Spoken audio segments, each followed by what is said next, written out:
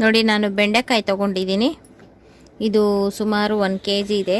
ಅದರಲ್ಲಿ ನಾನು ಇದರಲ್ಲೇ ಚಿಕ್ಕ ಸೈಜಿಂದು ನೋಡಿ ಎಲ್ಲ ಈ ರೀತಿ ಇರೋದು. ನೋಡಿ, ದೊಡ್ಡ ಸೈಜಿಂದು ಕೂಡ ಈ ರೀತಿ ಮುರ್ಕೊಳ್ಳುತ್ತೆ. ಈಗ ನಾನು ಚಿಕ್ಕ ಸೈಜಿನ ಮಾತ್ರ ತೊಗೊಂಡು ಇದಿಷ್ಟರಲ್ಲಿ ನಾನು ಬೆಂಡೆಕಾಯಿ ಗೊಜ್ಜು ಅಂತ ಮಾಡ್ತಾಯಿದ್ದೀನಿ. ಅದಕ್ಕೆ ಇಷ್ಟು ಬೆಂಡೆಕಾಯಿಗೆ ಏನೇನು ಇಂಗ್ರೀಡಿಯೆಂಟ್ಸ್ ಬೇಕು ಗೊಜ್ಜು ಮಾಡಲಿಕ್ಕೆ ಅಂತ ಇವಾಗ ತೋರಿಸ್ತಾ ಇದ್ದೀನಿ.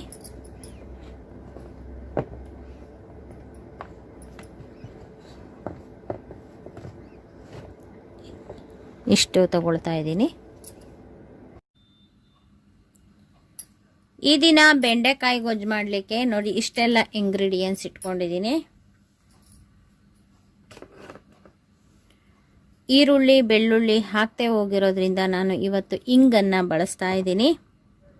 ನೋಡಿ, ಇದು ರುಚಿಗೆ ತಕ್ಕಷ್ಟು ಉಪ್ಪು, ಇದು ಅಚ್ಕಾರದ ಪುಡಿ ಮತ್ತು ಸಾರಿನ ಪುಡಿ. ನಾನೇ ಮಾಡಿದ ಸಾರಿನ ಪುಡಿ. ಇದ್ರ ರೆಸಿಪಿನ ನಾನು ಹಾಕಿದ್ದೀನಿ, ಪ್ರತಿ ಸಲ ಹೇಳ್ತಾ ಇರ್ತೀನಿ. ಆ ರೆಸಿಪಿನ ನೀವು ನೋಡ್ಕೊಂಡು ಬನ್ನಿ. ಮೆಣಸಿನ್ಕಾಯಿ ಹಾಕ್ತೇ ಇಲ್ಲ, ಬೇರೆ ಇಂಗ್ರೀಡಿಯೆಂಟ್ಸ್ ಎಲ್ಲ ಹಾಕಿರೋ ಅಂಥ ಪುಡಿ ಇದು ಸಾರಿನ ಪುಡಿ. ಇದು ನಮ್ಮ ಚಾನಲ್ನಲ್ಲಿದೆ, ನೋಡ್ಕೊಂಡು ಬನ್ನಿ. ಇದು ಅಚ್ಕಾರದ ಪುಡಿ, ಇದು ಸಾರಿನ ಪುಡಿ, ಆಯಿತಾ. ಇದ್ರ ಜೊತೆಗೆ ನೋಡಿ ಇಷ್ಟು ಕಡಲೆಬೇಳೆ, ಇಷ್ಟು ಉದ್ದಿನಬೇಳೆ ಹುರ್ಕೊಂಡು ಹಾಕೋಬೇಕು. ಇದೇ ಸಾರಿನ ಪುಡಿಗೆ ಬಸ್ಸಾರು ಮಾಡ್ಬೇಕಾದ್ರೆ ಏನು ಮಾಡಬೇಕು ಅಂತ ನಾನು ಹೇಳ್ಕೊಟ್ಟಿದ್ದೀನಿ ಬಸ್ಸಾರು ಮಾಡುವಾಗ. ಈಗ ನೋಡಿ ಗೊಜ್ಜು ಮಾಡುವಾಗ ಇಷ್ಟು ಕಡಲೆಬೇಳೆ, ಇಷ್ಟು ಉದ್ದಿನಬೇಳೆ, ಇದು ಒಂದು ಸ್ಪೂನ್ ಇದೆ. ಇದು ಒಂದು ಸ್ವಲ್ಪ ಕಡಿಮೆ ಇದೆ, 1 ಸ್ಪೂನಿಗೆ, ದೊಡ್ಡ ಸ್ಪೂನಲ್ಲಿ, ಸರಿನಾ. ಇದೆರಡೂ ಹುರಿದು ಇದ್ರ ರುಬ್ಬೋದಕ್ಕೆ ಹಾಕೋಬೇಕು. ನೋಡಿ, ಇಷ್ಟು ಹುಣಸೆಹಣ್ಣು ತೊಗೊಂಡಿದ್ದೀನಿ ನಾನು. ಟೊಮೊಟೊ 2 ತೊಗೊಂಡಿದ್ದೀನಿ, ಒಂದು ಹುಳಿ ಟೊಮೊಟೊ, ಒಂದು ಬಾದಾಮಿ ಟೊಮೊಟೊ. ಇದೆರಡನ್ನು ಒಂದೊಂದು ಹಾಕ್ಬಿಟ್ಟು ಇಷ್ಟು ಹುಣಸೆಹಣ್ಣು ಹಾಕ್ತೀನಿ. ಏಕೆಂದರೆ ಬೆಂಡೆಕಾಯಿಗೆ ಹುಣಸೆಹಣ್ಣೇ ರುಚಿ ಹೆಚ್ಚಿಸುತ್ತೆ. ಹುಣಸೆಹಣ್ಣು ಒಂದೇ ಹಾಕೋದಕ್ಕಿಂತ ಎರಡನ್ನೂ ಹಾಕಿದರೆ ಇನ್ನೂ ರುಚಿ ಚೆನ್ನಾಗಿರುತ್ತೆ ಅಂತ ಹಾಕ್ತಾಯಿದ್ದೀನಿ. ತೆಂಗಿನಕಾಯಿ ಒಂದು 3-4 ಸ್ಪೂನ್ ತೊಗೊಳ್ತಾ ಇದ್ದೀನಿ. ಏಕೆಂದರೆ ಗೊಜ್ಜು ಒಂದು ಸ್ವಲ್ಪ ಮಂದ ಬರಬೇಕು. ನೋಡಿ, ಇದು ಹಾಕ್ತೀವಲ್ಲ, ಕಡಲೆಬೇಳೆ, ಉದ್ದಿನಬೇಳೆ ಮತ್ತು ತೆಂಗಿನಕಾಯಿ ರುಬ್ಬಿ ಹಾಕ್ತೀವಲ್ಲ, ಆವಾಗ ಮಂದ ಬರುತ್ತೆ, ಗೊಜ್ಜಿನ ಹದಕ್ಕೆ ಬರುತ್ತೆ. ಸಾಂಬಾರು ಆಗೋದಿಲ್ಲ, ಗೊಜ್ಜಿನ ಹದಕ್ಕೆ ಬರುತ್ತೆ. ಇನ್ನು ಬೆಂಡೆಕಾಯಿನ ತೊಳೆದಿಟ್ಕೊಂಡಿದ್ದೀನಿ. ಟವಲ್ನಲ್ಲಿ, ಕಾಟನ್ ಟವಲ್ನಲ್ಲಿ ಒರೆಸ್ಕೊಂಡು ಹೆಚ್ಕೋಬೇಕು. ಈಗ ಅದು ಒಗ್ಗರಣೆಗೆ ಎಣ್ಣೆ ಹಾಕ್ಬಿಟ್ಟು ಸಾಸಿವೆ, ಕರಿಬೇವು, ಒಣಮೆಣಸಿನ್ಕಾಯಿ ಇಷ್ಟು ಒಗ್ಗರಣೆಗೆ ಹಾಕ್ತೀನಿ. ಅದ್ರ ಜೊತೆಗೆ ಇಂಗನ್ನು ಹಾಕ್ತಾಯಿದ್ದೀನಿ. ಇಷ್ಟು ಇಂಗ್ರೀಡಿಯೆಂಟ್ಸನ್ನು ಬಳಸ್ಕೊಂಡು ನಾನಿವತ್ತು ಬೆಂಡೆಕಾಯಿ ಗೊಜ್ಜನ್ನು ಯಾವ ರೀತಿ ಮಾಡೋದು ಅಂತ ತೋರಿಸ್ತಾ ಇದ್ದೀನಿ. ಈಗ ಹೆಚ್ಚೋ ಪ್ರೊಸೆಸ್ ಎಲ್ಲ ಮುಗಿಸ್ಕೊಳ್ತಾ ಇದ್ದೀನಿ. ಬೆಂಡೆಕಾಯಿ, ಟೊಮೊಟೊ, ತೆಂಗಿನಕಾಯಿ ತುರ್ಕೋಬೇಕು, ಇದೆರಡನ್ನೂ ಹುರ್ಕೋಬೇಕು. ಇಷ್ಟೆಲ್ಲ ಹುರಿದಾದ್ಮೇಲೆ ನಾವು ಬೆಂಡೆಕಾಯಿನ ಹುರ್ಕೊಂಡು, ಹೆಚ್ಚಿರೋವಂಥ ಬೆಂಡೆಕಾಯಿನ ಎಣ್ಣೆ ಹಾಕಿ ಹುರ್ಕೊಂಡು ಆಮೇಲೆ ಇದನ್ನು ರುಬ್ಕೋಬೇಕು.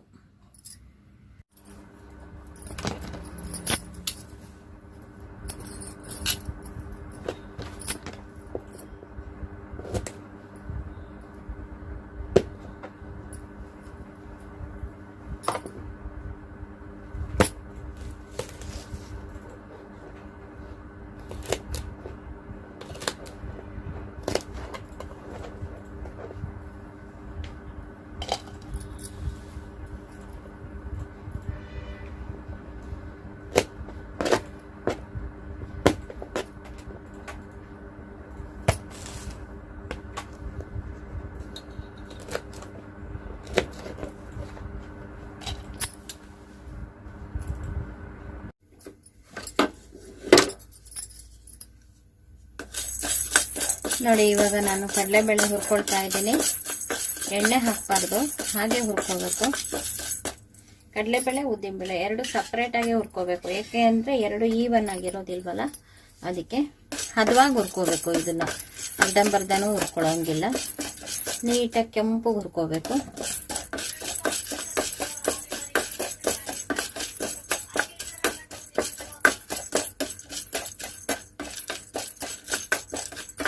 ಕೆಂಪು ಹುರ್ಕೋಬೇಕು ಇದನ್ನು.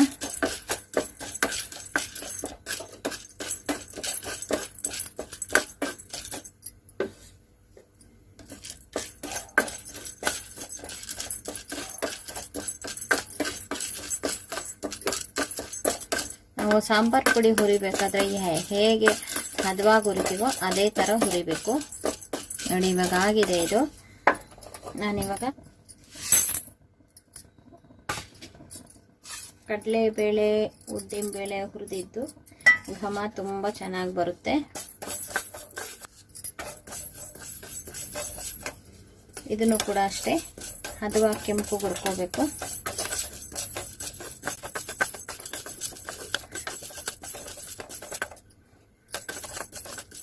ಇದು ಕೂಡ ಆಗಿದೆ. ಇವಾಗ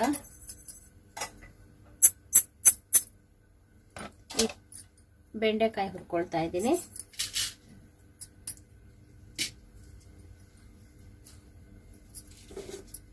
ಬೆಂಡೆಕಾಯಿನ ನಾನು ಈ ಸಲ ನೋಡಿ ಈ ಥರ ಉದ್ದುದ್ದಕ್ಕೆ ಹೆಚ್ಕೊಂಡಿದ್ದೀನಿ. ಈಗ ಎಣ್ಣೆ ಹಾಕ್ಕೊಂಡು ಹುರ್ಕೊಳ್ತಾ ಇದ್ದೀನಿ. ಒಳಗಡೆ ಎಲ್ಲ ತುಂಬ ಚೆನ್ನಾಗಿದೆ, ಯಾವುದು ಏನೂ ಆಗಿಲ್ಲ. ಆದ್ದರಿಂದ ನೋಡಿ ಇವಾಗ ಒಂದು ಸ್ವಲ್ಪ ಎಣ್ಣೆ ಹಾಕ್ಕೊಂಡು ಹುರ್ಕೊಳ್ತಾ ಇದ್ದೀನಿ ನಾನು.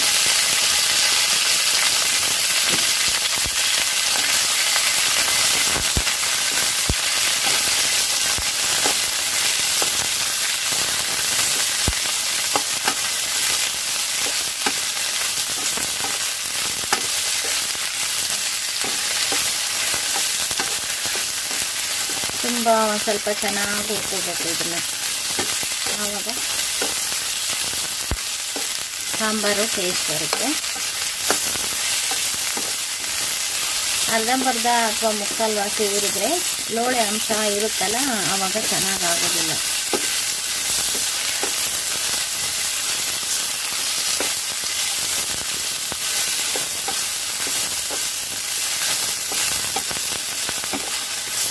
ಆದ್ರೂ ಈ ಬೆಂಡೆಕಾಯಿನಲ್ಲಿ ಫ್ರೆಶ್ ಇದೆ, ಬಟ್ ಅಷ್ಟೊಂದು ಲೋಳೆ ಇಲ್ಲ. ಆದರೂ ನೋಡಿ ಒಂದು ಸ್ವಲ್ಪ ಲೋಳೆ ಇದೆ, ಅದೆಲ್ಲ ಹೋಗೋವರೆಗೂ ನೀಟಾಗಿ ಹುರ್ಕೋಬೇಕು.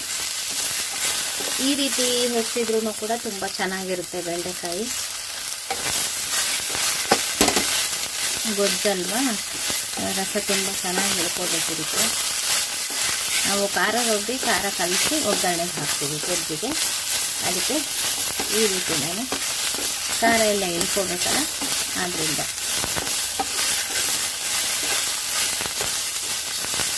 ಇದನ್ನು ಒಂದು ಸ್ವಲ್ಪ ಚೆನ್ನಾಗಿ ಫ್ರೈ ಮಾಡ್ಕೊಳ್ತಾ ಇದ್ದೀನಿ. ನೋಡಿ ಬೆಂಡೆಕಾಯಿ ತುಂಬ ಚೆನ್ನಾಗಿ ಹುರಿದಿದ್ದೀನಿ. ಎಲ್ಲ ನೋಡಿ ಸೈಡಲ್ಲೆಲ್ಲ ಕೆಂಪಗಾಗಿದೆ, ಫೈನಾಗಿದೆ. ಈಗ ಇದು ಸಾಕು, ನಾನು ಗ್ಯಾಸ್ ಆಫ್ ಮಾಡ್ತೀನಿ. ಇದು ಒಂದು ಸ್ವಲ್ಪ ನಾವು ಖಾರ ರುಬ್ಬಿ ಇದನ್ನು ಖಾರ ಕಲಿಸ್ಬೇಕು. ಬೇರೆ ಒಂದು ಪಾತ್ರೆಗೆ ಹಾಕಿ, ಇದೇ ಪಾತ್ರೆಗೆ ಖಾರ ಹಾಕಬಾರ್ದು ನೋಡಿ, ಏಕೆಂದರೆ ಉಳಿದಿದ್ದು ಇದೆಲ್ಲ ಇರುತ್ತೆ. ಆದ್ದರಿಂದ ಬೇರೆ ಪಾತ್ರೆಗೆ ಹಾಕ್ಕೊಳ್ಳೋಣ. ಇದನ್ನು ಸಾಕಿದ್ದು ಹುರಿದಿದ್ದು. ಈಗ ನಾವು ಮಿಕ್ಸಿಗೆ ಹಾಕ್ಕೊಳ್ಳೋಣ. ಹುರಿದಂಥ ಕಡಲೆಬೇಳೆ ಉದ್ದಿನಬೇಳೆ ಹಾಕ್ತಾ ಇದ್ದೀನಿ ನೋಡಿ. ಇದಿಷ್ಟು ಹೆಚ್ಚಿಟ್ಟಿದ್ದಷ್ಟನ್ನು ಹಾಕ್ತಾ ಇದ್ದೀನಿ.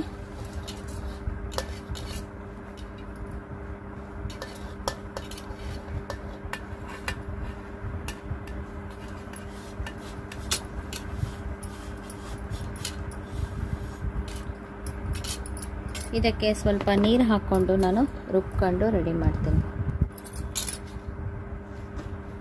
ನೋಡಿ ಖಾರ ರುಬ್ಬಿದ್ದಾಗಿದೆ, ಇದು ರೆಡಿಯಾಗಿದೆ. ಇವಾಗ ನಾವು ಬೆಂಡೆಕಾಯಿಗೆ ಇವಾಗ ಖಾರ ಕಲಿಸ್ಬೇಕಾಗುತ್ತೆ ನೋಡಿ. ಇದನ್ನು ಇಟ್ಕೊಂಡಿದ್ದೀನಿ. ಇವಾಗ ಇದರಲ್ಲೇ ಸಾಂಬಾರು ಮಾಡೋದು.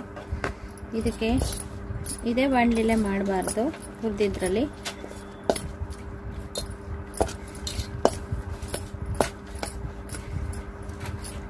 ನೋಡಿ ಇದಕ್ಕೆ ಬೆಂಡೆಕಾಯಿ ಹಾಕ್ಕೊಂಡಿದ್ದೀನಿ. ಇದರೊಳಗಡೆ ರುಬ್ಬಿದಂಥ ಖಾರ ಹಾಕ್ಕೋಬೇಕು.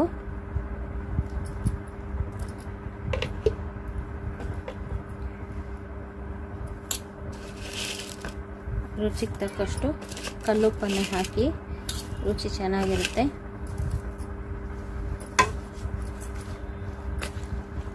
ಈ ಖಾರದಲ್ಲಿ ಒಂದು ಸ್ವಲ್ಪ ಬೆಂಡೆಕಾಯಿ ಚೆನ್ನಾಗಿ ನೆನ್ಕೊಳ್ಳುತ್ತೆ. ಒಂದು 10 ನಿಮಿಷ ನೆನೆಸಿದ್ರು ಸಾಕು. ನಾವು ಒಗ್ಗರಣೆ ಹಾಕ್ಕೊಂಡೆಲ್ಲ ರೆಡಿ ಮಾಡ್ಕೊಳ್ಳೋ ಅಷ್ಟೊತ್ತಿಗೆ ಇದು ನೆನೆಯುತ್ತೆ.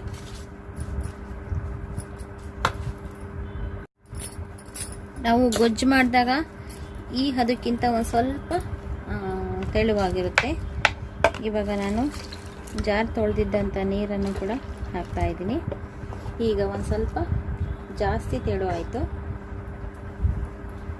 ಇದು ಕುದ್ಮೇಲೆ ಕಡಲೆಬೇಳೆ ಉದ್ದಿನಬೇಳೆ ತೆಂಗಿನಕಾಯಿ ಎಲ್ಲ ರುಬ್ಬಿರ್ತೀವಲ್ಲ ಅದೆಲ್ಲ ಮಂದ ಆಗುತ್ತೆ, ಆವಾಗ ಕರೆಕ್ಟು ಗೊಜ್ಜಿನ ಹದಕ್ಕೆ ಬರುತ್ತೆ. ಇದು ಒಂದು ಸ್ವಲ್ಪ ತರಿತರಿಯಾಗೇ ಇರುತ್ತೆ ರುಬ್ಬಿರೋದು, ಆದ್ದರಿಂದ ತುಂಬ ಚೆನ್ನಾಗಿರುತ್ತೆ. ಇದನ್ನು ನಾವೀಗ ಕುದಿಯೋಕ್ಕಿಟ್ಟು ಇದಕ್ಕೆ ಒಗ್ಗರಣೆ ಹಾಕಬೇಕು. ಆಗ ನಾವು ಇಂಗನ್ನು ಹಾಕೋಣ. ಇದು ಇನ್ನೂ ಜಾಸ್ತಿ ಗಟ್ಟಿಗಾಯಿತು ಅಂತಂದರೆ ಕುದ್ದುಬಿಟ್ಟು ಒಂದು ಸ್ವಲ್ಪ ಬೇಕಾದರೆ ನೀರು ಬೆರೆಸ್ಕೋಬೋದು, ಇಲ್ಲ ಅಂದರೆ ಇಷ್ಟೇ ಸಾಕಾಗುತ್ತೆ. ಉಪ್ಪನ್ನು ನೋಡಿ ಹಾಕ್ಕೊಳ್ಳೋಣ. ಈಗ ಸ್ವಲ್ಪ ಹಾಕಿದ್ದೀನಿ, ಈಗ ಕುದಿಯೋಕ್ಕಿಡೋಣ.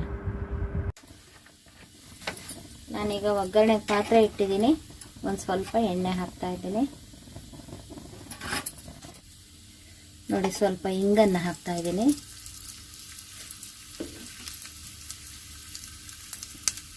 ನಂತರ ಸಾಸಿವೆ, ಕರಿಬೇವು ಮತ್ತು ಒಣ ಮೆಣಸಿನ್ಕಾಯಿ ಹಾಕ್ತಾ ಇದ್ದೀನಿ.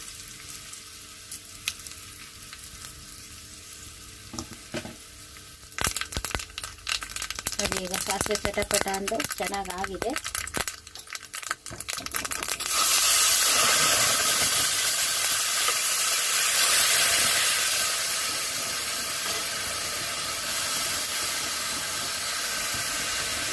ಇಷ್ಟಾಗಿದೆ. ಈಗ ಸಾಂಬಾರ್ ಒಳಗಡೆ ಈ ಒಗ್ಗರಣೆನ ಹಾಕೋಣ.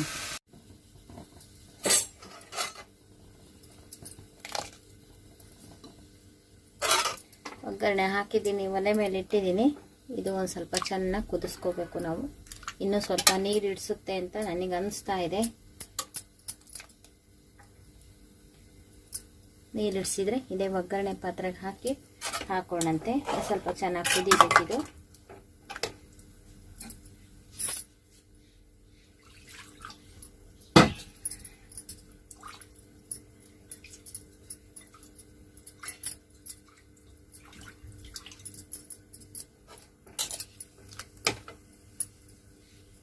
ನೋಡಿ, ಈಗ ಒಗ್ಗರಣೆ ಪಾತ್ರೆಗೆ ಹಾಕಿಬಿಟ್ಟು ನೀರನ್ನು ಹಾಕ್ತಾ ಇದ್ದೀನಿ.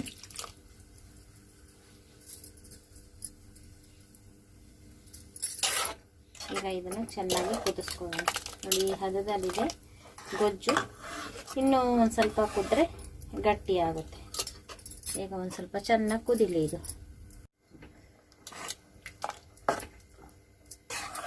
ನೋಡಿ, ಈಗ ಒಂದು ಸ್ವಲ್ಪ ಕುದಿ ಬಂದಿದೆ. ಇದು ಒಂದು ಸ್ವಲ್ಪ ಮುಚ್ಚಿ ಬೇಯಿಸೋಣ, ಬೇಗ ಚೆನ್ನಾಗಿ ಕುದಿಯುತ್ತೆ.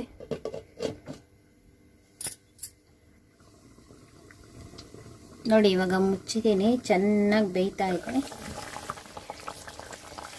ಆಹಾ, ಪರಿಮಳ ನೋಡಿ ಎಷ್ಟು ಚೆನ್ನಾಗಿದೆ.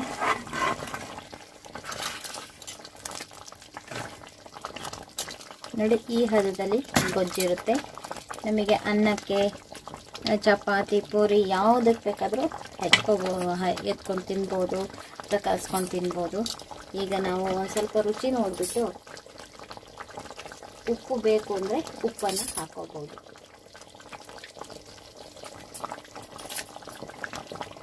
ಕಡಲೆಬೇಳೆ, ಉದ್ದಿನಬೇಳೆ ಹುರಿದು ನಾವು ಇದ್ರೊಳಗೆ ಹಾಕಿದ್ದೀವಲ್ಲ, ಅದರದ್ದೇ ಪರಿಮಳ ಚೆನ್ನಾಗಿ ಬರ್ತಾ ಇದೆ. ಸಖತ್ತಾಗಿರೋ ಬೆಂಡೆಕಾಯಿ ಗೊಜ್ಜು ರೆಡಿ ಆಯಿತು.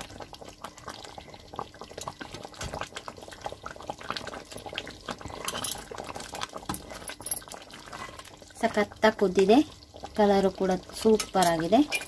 ನೀವು ಕೂಡ ಮಾಡ್ಕೊಳ್ಳಿ. ಇದರ ಅನುಕೂಲ ಕೂಡ ನೀವು ಪಡ್ಕೊಳ್ತೀರಾ ಅಂತ ಅಂದ್ಕೊಂಡು ಈ ವಿಡಿಯೋ ಮಾಡಿದ್ದೀನಿ.